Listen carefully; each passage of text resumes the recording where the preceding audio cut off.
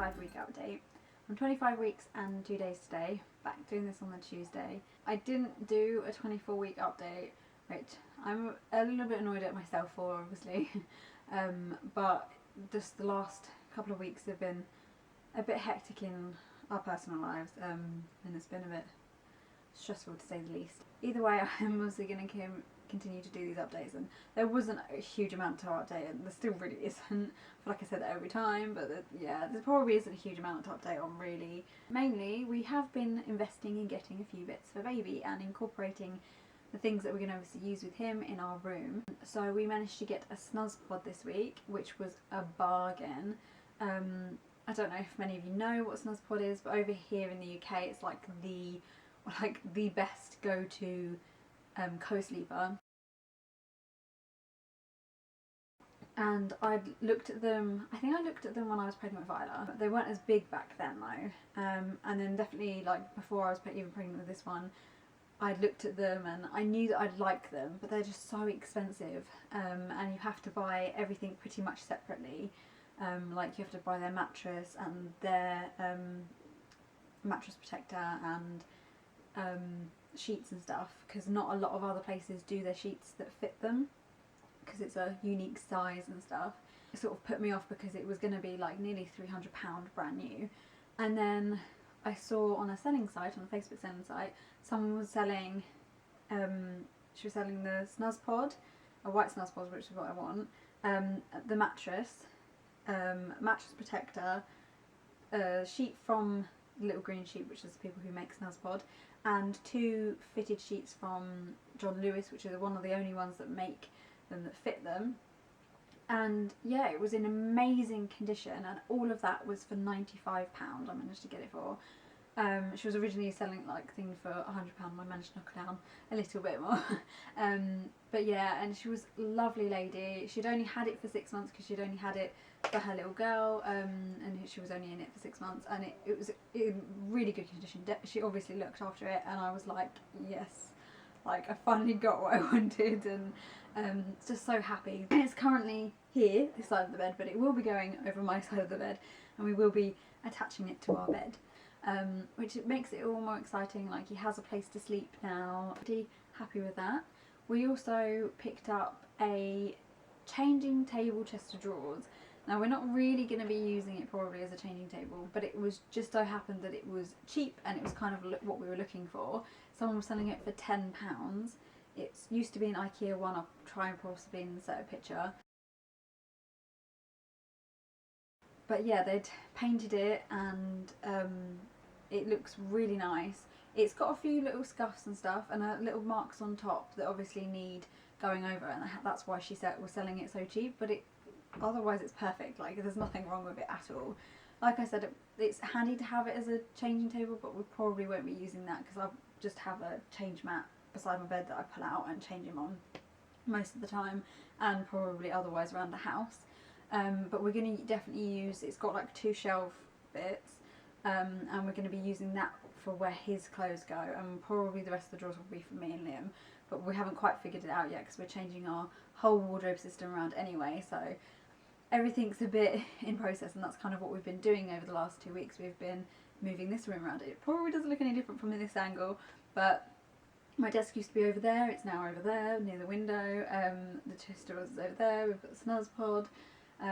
So yeah, we've literally been having a complete overhaul of our house, going through things. We've made a massive pile of stuff that we need to get rid of, so our living room looks like a state at the moment, and we should be doing a car boot sale and trying to get rid of things over the next week or so. And before I move on, we also bought a tandem pushchair. Now, I'd been looking at these, but we hadn't really decided on definitely whether we were going to get one.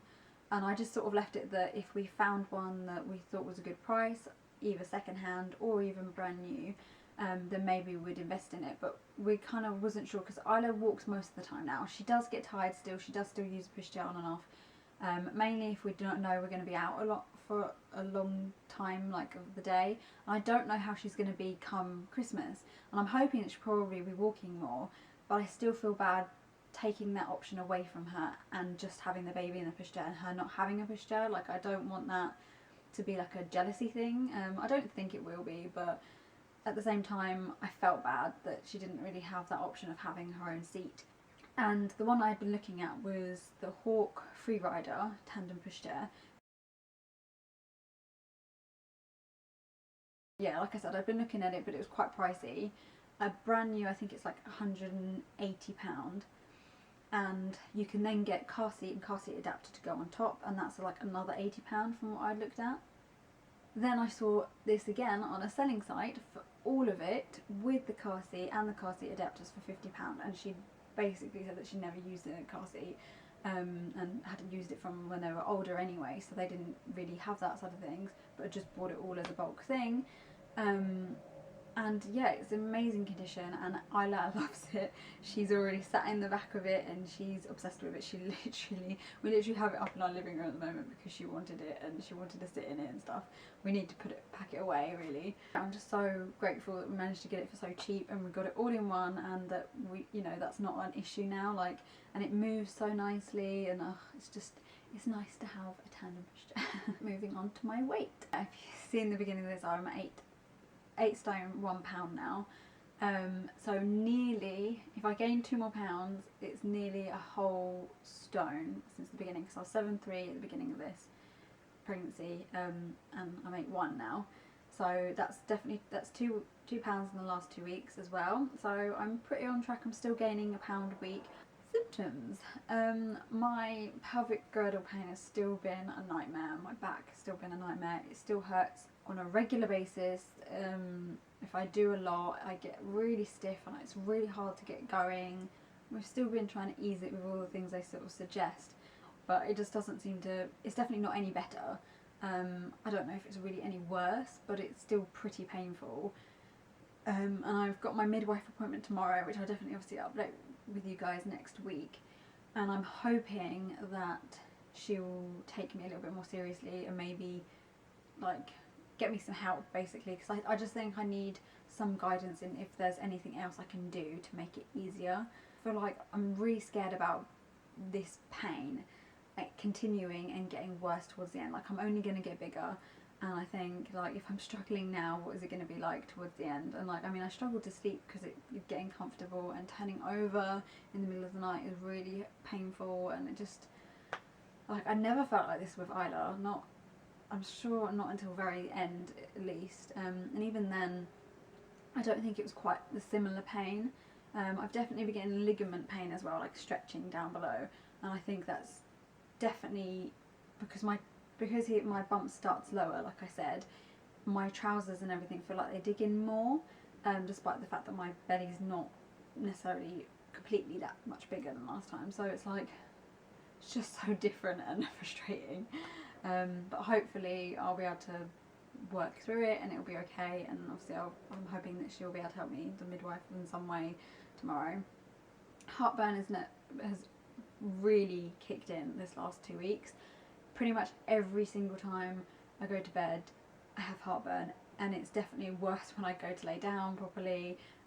It's been sort of keeping me up. It kills. I've had like proper acidy reflux. It hurts so much. I know I had heartburn quite early on with Isla, but I feel like I'd probably got used to it, as this time it's sort of all of a sudden hit in the last 2 weeks a little bit more. I've had it on and off before then, but not this bad, and it sort of had a knock-on effect because obviously it sort of keeping me up at night. I'm not getting much sleep, my mind's all over the place, I've sort of still really tired, still feeling like I need sleep but not really getting as much, still having really weird dreams which makes me feel like I'm not sleeping even properly when I do sleep, and it's just like, yeah, like I said, a knock-on effect. Then again, otherwise my symptoms have been pretty similar. Still hungry a lot, still itchy belly. My boobs have been a little bit twingy this week. I think, I'm not too sure if they're getting ready to kick up and grow again or what, but they've just done a little bit different pain to normal. They're not achy, they're more like twinges, like sharp little twinges. And also leg cramps is the other thing. Definitely begin leg cramps and feet cramps every so often, which I know is normal, obviously the weight and stuff of the baby and all that stuff. The thing I haven't talked about a lot is that this time I haven't got my Linea Nigra line that I got quite early on with Isla, and it got quite prominent. I haven't got it at all, it's not even showing, but my hair growth has been very strange this pregnancy. To start with, I felt like it grew quite quickly and quite thickly, which is bizarre for me because I have quite light hairs anyway. And then it sort of slowed down and almost stopped. And obviously last time I shaved it, you could see where it started to, like it was dark on the tips, and then it changed and it started going lighter on the end, so I had like multicoloured hairs. Yeah, I think that's everything. Cravings hasn't really changed, like, well, I don't think I really have any cravings this time. It's just I'm still hungry a lot, and aversions haven't really changed, so that's not much different. The only thing I wanted to also update you on is that I'd said before about the scan that we're hoping to get soon, the 4D scan. It's actually between 25 and 28 weeks that they do it. I thought it was from 28 weeks. But yeah, I looked up recently and it wasn't, so I'm glad I looked it up because obviously I need to get on and book that. So hopefully within the next 3 weeks we should be having a 4D scan, which was exciting, and it'd definitely be nice to see him again and check everything's okay, and especially in a different format. Like, I've never had a 4D 3D scan thing, so it will definitely be interesting to see one of my babies in that sort of way. But yeah, that's something to definitely look forward to. Otherwise, that's it really, so thanks for watching. Bye.